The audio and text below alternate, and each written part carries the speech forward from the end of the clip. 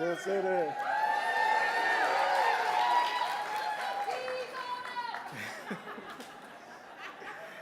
How's everybody doing? It's great to see all these people all these people who are here to hear me talk. So I appreciate that.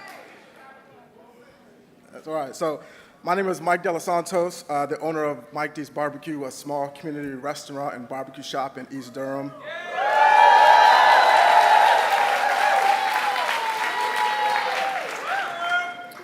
I'm a husband, a proud father, and I'm here today to talk about what's at stake for our families and our communities in this upcoming election, and what is possible if we elect Vice President Kamala Harris. As parents, we're always thinking about the future, and we want a world where our children can thrive. Raising a family is hard work, and working hard is hard work. Doing both can feel impossible, and we need leaders that understand that, and that's why electing Kamala Harris is so important.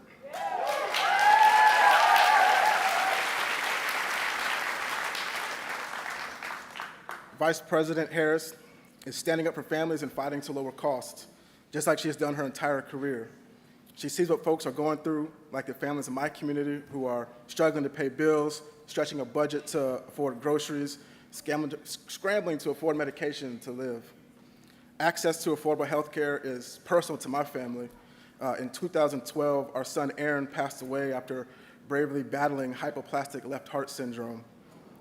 That's why it means so much to me that the Vice President is working to make sure everyone can get access to the care they need.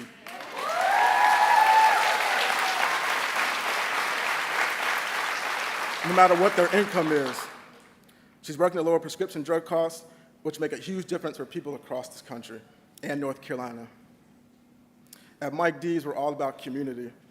From our customers to the folks on staff who came in early today so I could be here, come by at 4 o'clock for dinner. But as housing costs rise, it's getting harder and harder for our community to thrive. And though I love what I do, it's hard to build a business and work hard in a city that sometimes you can't even afford to live in yourself, especially when you're working hard to make sure that your employees make a living wage. I've seen how important it is to have leaders who are fighting for people like us, and I've seen the damage that occurs when leaders put their own interests ahead of our families. Amid the grief of losing our child, we opened Mike D's in 2013 as a barbecue sauce company. During the pandemic, we had to pivot as things shut down, and we've expanded to the restaurant that we are in now. We saw the way that Trump left small business owners behind. We know that he'll only work to make the rich richer, even at our expense, if given another chance. On the other hand, Vice President Harris has made it a priority to help small business access the capital they need to get started and to grow. It's very important. I'm here today because we have a choice for ourselves and our children, for businesses and the communities we invest in. Vice President Harris will always fight for working families like mine. We can and will elect Vice President Harris and Governor Tim Walz.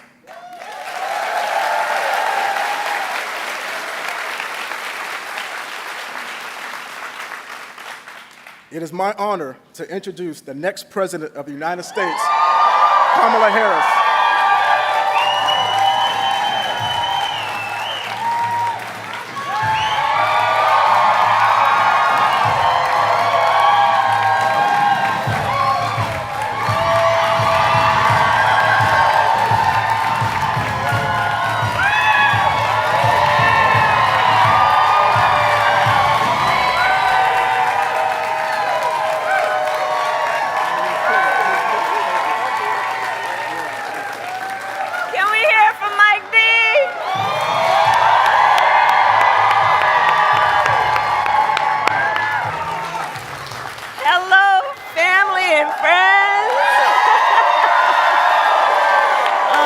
Good to be back in North Carolina. Oh, it's good to see everyone.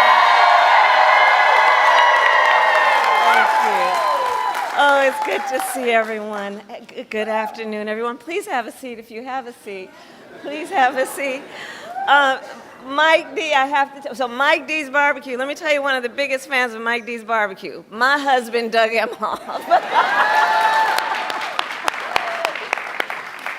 And thank you, Mike, for sharing your story. And I'm just so sorry for what your family has been through. But you out of an incredible tragedy, done so much for the community, and you are such a role model. So thank you, Mike, for everything you do. Thank you. Thank you. And good afternoon to everyone here. Thank you to all of the incredible leaders with us today, including my friend, the Governor, Roy Cooper. Where is he? Here with his daughter. Every time I land in North Carolina, I'm just literally coming down the stairs of Air Force Two, I will shout to Roy Cooper, "What number is it, Roy?" And today he shouted 16, which is the number of times I've been in this beautiful state since I've been vice president. Every time. I want to thank your next governor, Attorney General Josh Stein. He's doing incredible work. He's going to be an extraordinary governor. Representatives Adam, Manning, Foushee, and Nickel, thank you all for your support, for your friendship, for your leadership. Chair Thomas of the Wake County Board of Commissioners, thank you for all that you do. And to all the leaders that are here today, including the students and instructors here at Wake Tech North. Thank you. Thank you. So thank you all. So listen, this election, I do strongly believe, is about two very different visions for our nation. One, ours, focused on the future, and the other, focused on the past. We see that contrast clearly in many ways, including when it comes to how we think about the economy. So our country has come a long way since President Biden and I took office. At that time, we sadly remember the millions of Americans that were out of work. We were facing one of the worst economic crises in modern history. And today, by virtually every measure, our economy is the strongest in the world.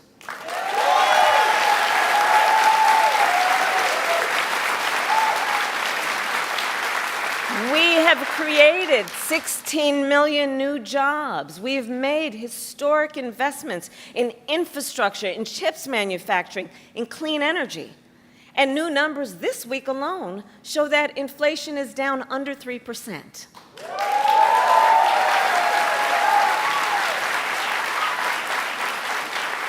And as President of the United States, it will be my intention to build on the foundation of this progress. Still, we know that many Americans don't yet feel that progress in their daily lives. Costs are still too high. And on a deeper level, for too many people, no matter how much they work, it feels so hard to just be able to get ahead. As president, I will be laser focused on creating opportunities for the middle class that advance their economic security, stability, and dignity. Together, we will build what I call an opportunity economy. An opportunity economy. An economy where everyone can compete and have a real chance to succeed. Everyone, regardless of who they are or where they start, has an opportunity to build wealth for themselves and their children. And where we remove the barriers to opportunity so anyone who wants to start a business or advance their career can access the tools and the resources that are necessary to do so.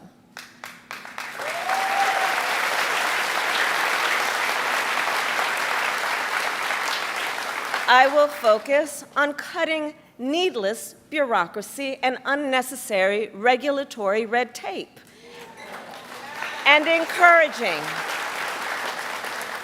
encouraging innovative technologies while protecting consumers, and creating a stable business environment with consistent and transparent rules of the road. As president, I will bring together labor with small businesses and major companies to invest in America, to create good jobs, achieve broad-based growth, and ensure that America continues to define the future and lead the world.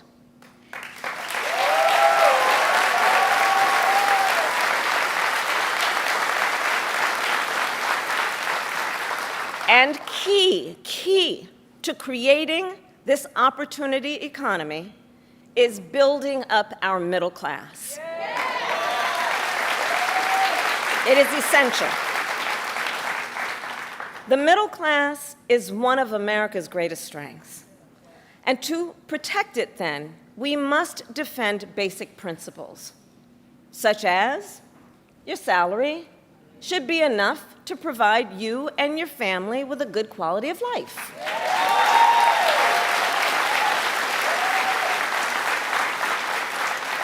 Such as no child should have to grow up in poverty.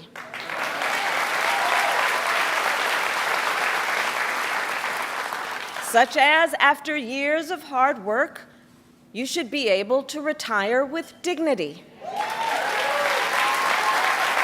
And you should be able to join a union if you choose. Building up the middle class will be a defining goal of my presidency, because I strongly believe when the middle class is strong, America is strong.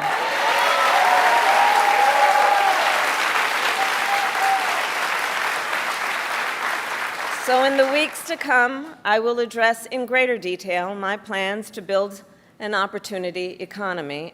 And today, I will focus on one element that's on the minds of many Americans as they pay their bills at the kitchen table or walk the aisles of a grocery store. And that is lowering the cost of living.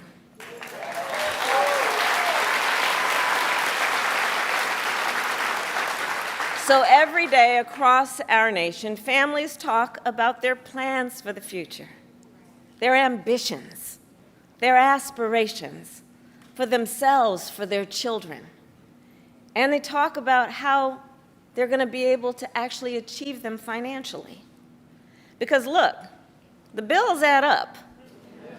Food, rent, gas, back-to-school clothes, prescription medication. After all that, for many families, there's not much left at the end of the month. I grew up in a middle-class household. For most of my childhood, we were renters. My mother saved for well over a decade to buy a home. I was a teenager when that day finally came, and I can remember so well how excited she was.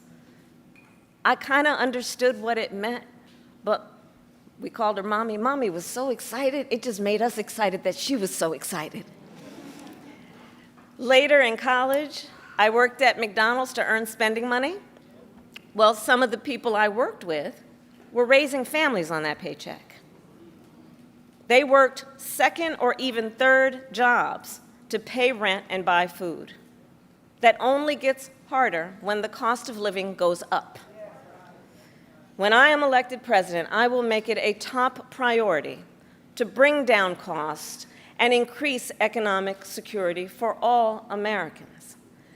As president, I will take on the high costs that matter most to most Americans, like the cost of food. We all know that prices went up during the pandemic when the supply chains shut down and failed. But our supply chains have now improved, and prices are still too high. A loaf of bread costs 50% more today than it did before the pandemic. Ground beef is up almost 50%. Many of the big food companies are seeing their highest profits in 2 decades. And while many grocery chains pass along these savings, others still aren't. Look, I know most businesses are creating jobs, contributing to our economy, and playing by the rules. But some are not. And that's just not right. And we need to take action when that is the case.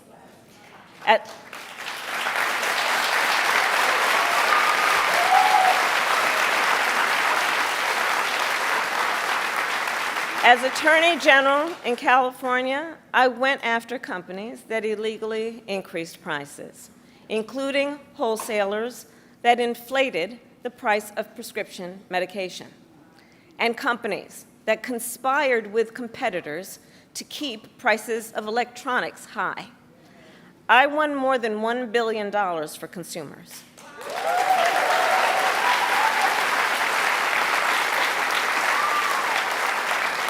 So believe me, as president, I will go after the bad actors.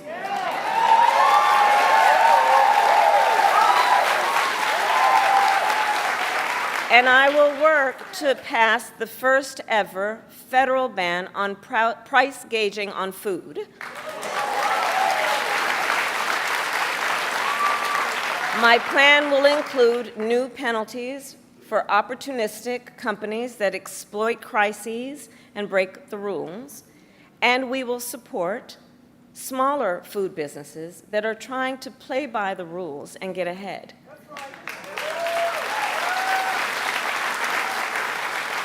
We will help the food industry become more competitive because I believe competition is the lifeblood of our economy.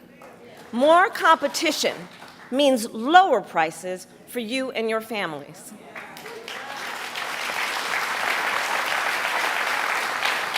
Now compare what Donald Trump plans to do. He wants to impose what is, in effect, a national sales tax on everyday products and basic necessities that we import from other countries. That will devastate Americans. It will mean higher prices on just about every one of your daily needs.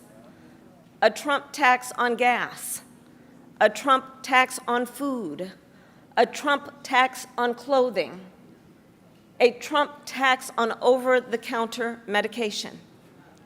And you know, economists have done the math. Donald Trump's plan would cost a typical family $3,900 a year. At this moment, when everyday prices are too high, he will make them even higher. As president, I'll take on the issue of the cost of health care. As Attorney General, I took on insurance companies and Big Pharma and got them to lower their prices. And together with President Biden, we've gone even further. We capped the price of insulin at $35 a month, and the total cost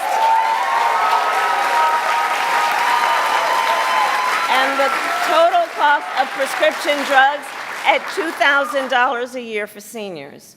We let Medicare negotiate lower drug prices for seniors.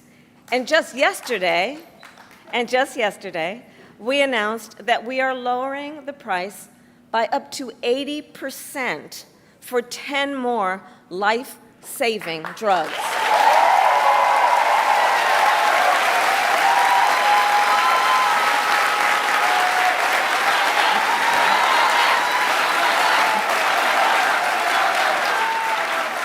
And I pledge to continue this progress. I'll lower the cost of insulin and prescription drugs for everyone with your support, not only our seniors.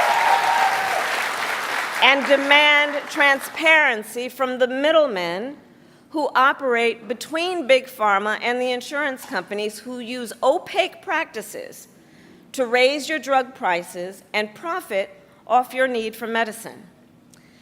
2 months ago, I announced that medical debt will no longer be used against your credit score.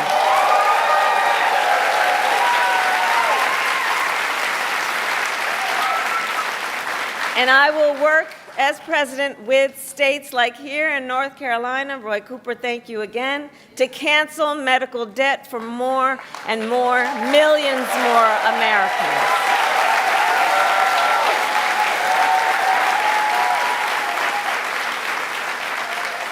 As for Donald Trump, well, he wants to repeal the Affordable Care Act,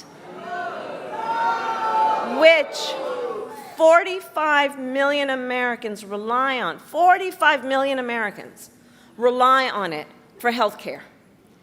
That would take us back to a time when insurance companies could deny people with pre-existing conditions. We all remember what that was. And we're not going back. We're not going back. We're not going back. And remember, and this is why we're not going back, because we do remember, he tried to cut Medicare every year he was president, threatening a program that tens of millions of seniors count on. And according to his Project 2025 agenda, he intends to undo our work to bring down prescription drugs, the cost of prescription drugs, and insulin costs. Well, we've come too far to let that happen.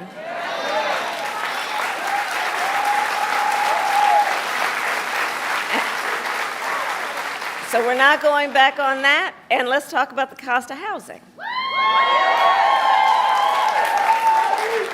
So now, the housing market can be complicated, but look, I'm not new to this issue. As State Attorney General, I drafted and helped pass a homeowner Bill of Rights, one of the first in America. And during the foreclosure crisis, I took on the big banks for predatory lending with many of my colleagues, including Roy Cooper, and won $20 billion for California families when I was Attorney General.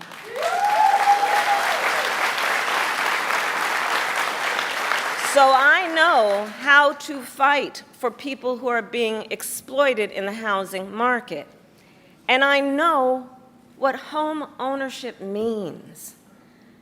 It's more than a financial transaction. It's so much more than that. It's more than a house. Home ownership and what that means, it's a symbol of the pride that comes with hard work. It's financial security. It represents what you will be able to do for your children.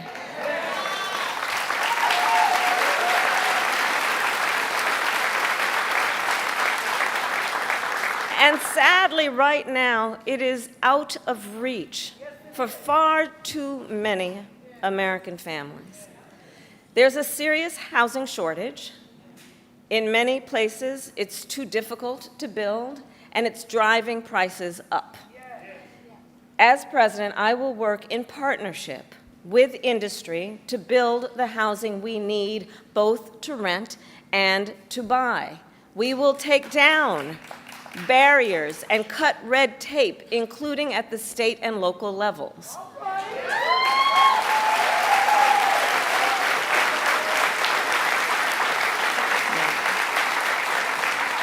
And by the end of my first term, we will end America's housing shortage by building 3 million new homes and rentals that are affordable for the middle class.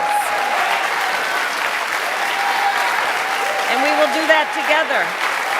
We will do that together. And we will make sure those homes actually go to working and middle class Americans,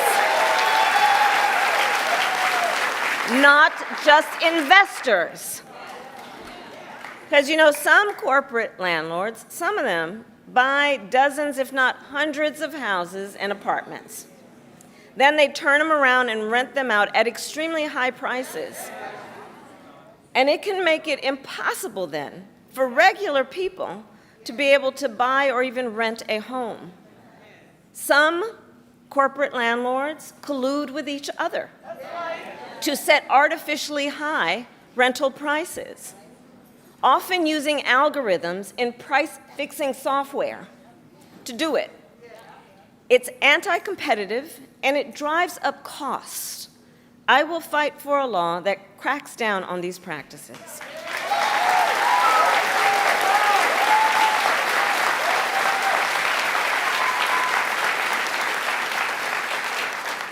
We also know that as the price of housing has gone up, the size of down payments have gone up as well.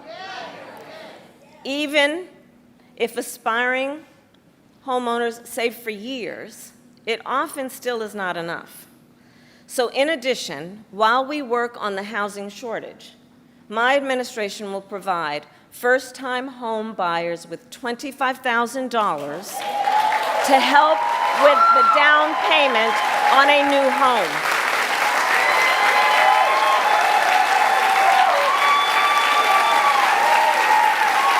We can do this. We can do this. All to help more Americans experience the pride of home ownership and the financial security that it represents and brings. So that's my plan. But here's what Donald Trump would do.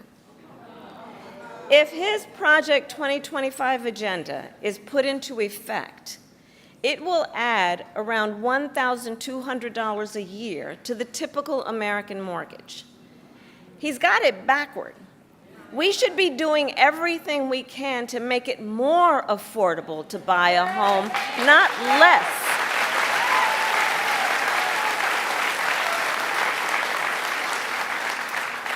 Finally, there's one more way I will help families deal with rising costs, and that's by letting you keep more of your hard-earned money.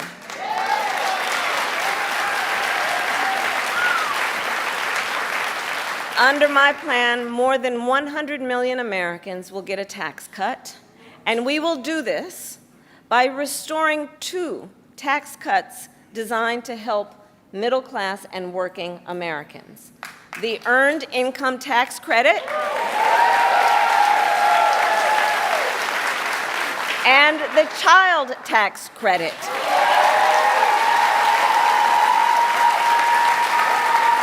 Through which millions of Americans with children got to keep more of their hard-earned income. We know this works and has a direct impact on so many issues, including child poverty. We know it works. So as president, I'll not only restore that tax cut, but expand it. We will provide $6,000 in tax relief to families during the first year of a child's life. Now think what that means. Think what that means. That is a vital, vital year of critical development of a child.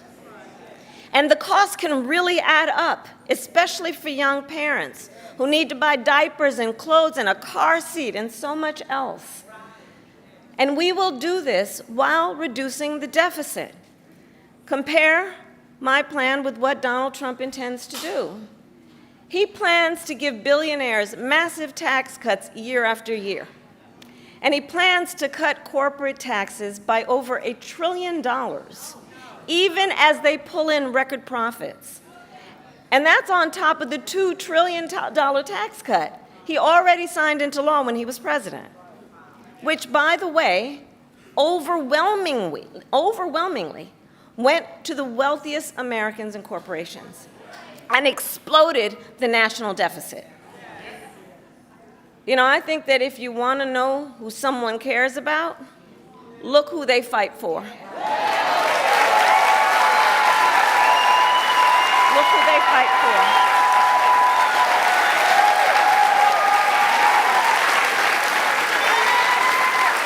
Donald Trump fights for billionaires and large corporations. I will fight to give money back to working and middle-class Americans.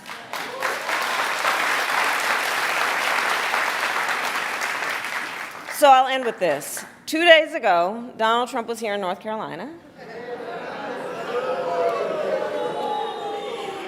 He said he was going to talk about the economy.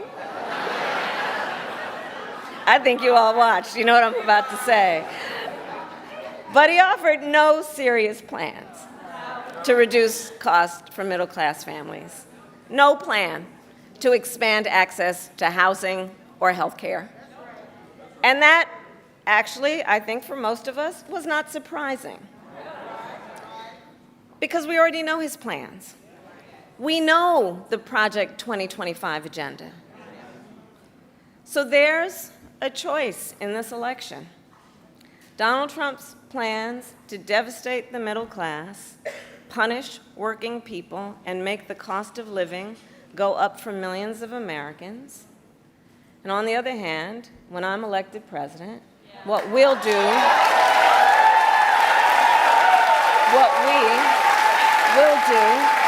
to bring down costs, increase the security and stability financially of your family, and expand opportunity for working and middle-class Americans.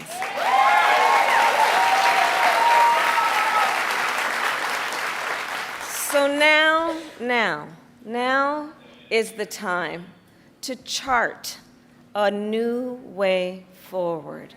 Now is the time to chart a new way forward, to build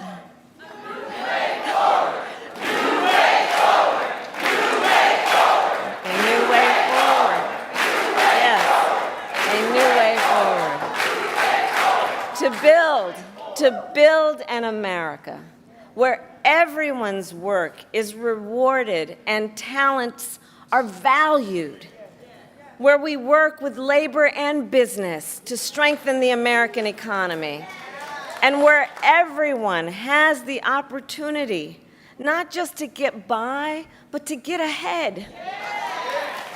So I thank you, North Carolina. We're going to get this done. And with your help, God bless you, and God bless the United States of America. God bless you.